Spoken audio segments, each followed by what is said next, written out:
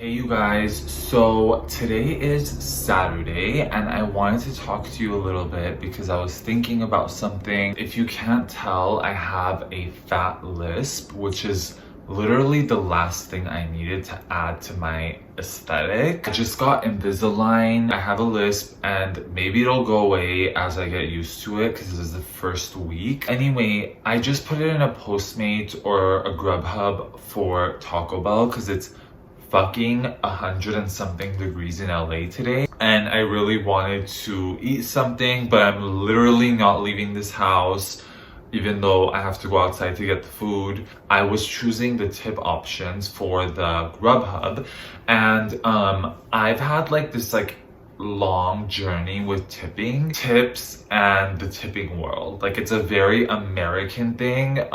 If you guys don't know, most of the rest of the world, to my knowledge, does not do tipping, and in fact looks down upon tipping or may even consider it offensive or something. I feel like the concept of tipping is good in theory, but when it comes down to actual the actual process of tipping, it's a lot of nitty-gritty details. And I was just reading about it again. For example, it says oh, these industries get tips, but then these industries don't. And then you should tip this much for these people and this much for these people. If you're at a hotel and you get a doorman, is that what it's called? You tip $1 to $2 per bag that you have. And then obviously there's the percentages. On their website it said 15 to 18%, but then on Grubhub the lowest percent is 20%. Recently I've been trying to go for 20-25, but back in the day, when I was college age, I honestly was super against tipping. I felt like it was super unfair and it wasn't really equally applied. For example, why don't bus drivers get tips? Why don't custodians get tips? Why don't fast food workers get tips? There's no consensus on the tipping world. Here's the thing, tipping is optional. At the end of the day, the whole fucking point of tipping is optional. You choose to do it. It's evolved to be sort of a reward and punishment system, but in reality the word tip is actually an acronym. It stands for TIP, to ensure promptness, and people would actually tip so that they would get faster service. So you would actually tip before you get the service or get the food or whatever. Theoretically, as you tip more or less, people would evolve their services to make them better. For example, I was in London a few years ago and I was hanging out with some locals, but I also had a few friends from the US with me, and we were at the Shard, which is a really tall building, and we were having drinks at the rooftop, and we ordered drinks, and literally it's I want to say close to an hour. I could be exaggerating, but it was very close to that. And we're our drinks are not here. And we inquired about it a few times, and literally they were not coming in. I've heard that about just general European standards, and I wonder if part of it is because there's no tipping mechanism. So it's at the end of the day, as long as you get your product, you're fine because you're paying for just the product.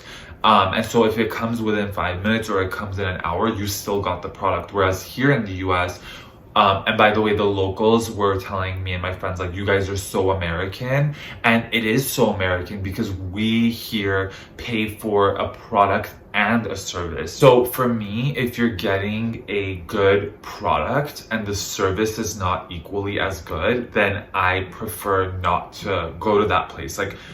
I like it, obviously, when the product and the service is amazing, and it's some people don't care about the service, so they're okay as long as the product's good. They're okay with shitty service. Tipping is also very cultural. I've noticed that, for example, European Americans or white Americans, they're very, very embracing of the tipping model, and it could just be that it's a model that's a very American thing. So a lot of immigrant communities might not even understand that tipping process or how it works. You need to understand the cultural barriers and the cultural context, and not assume that everyone comes from the same background and that this is something that they're even aware of. Like certain places will pay workers below the minimum wage because it's sort of like a loophole, because their tips will like make up for it. For the consumer like me, it's really hard to understand and learn all the places that do that practice. For me to be like, oh well, I'm at this restaurant and they pay their workers below minimum wage, so I should tip more here. And then when I'm at Starbucks, like they tip, I mean like they get paid normal, if not even really good. So maybe I can afford to like tip less, you know what I mean? It's like this weird world where like there is no rhyme or reason to this tipping business, and I've literally had it up till here. By the way, super random, but Starbucks, my current drink, I've been getting the dark cocoa cold foam. So it's basically on top of cold brew. It's sort of like the caramel cloud macchiato, which is on top of like espresso shots. But what I do with the cold foam drinks usually is I put them on top of an iced Americano, which is just the espresso shots and water. And then sometimes I ask them to add half and half in the actual drink. And then the cold foam, especially the dark cocoa one, it's mildly sweetened. It's not super sweet at all. And then like as you drink it, it dissolves basically into the drink. And I like it a lot. I don't know, I think we need to come up with some sort of like percentage. For example, like we should have this percentage, I don't know, maybe it should be 25%. Like a pretty good and generous percentage. And then we hold ourselves to that percentage. And then with certain other things, for example, if you're in a hotel room, your room's gonna be cleaned.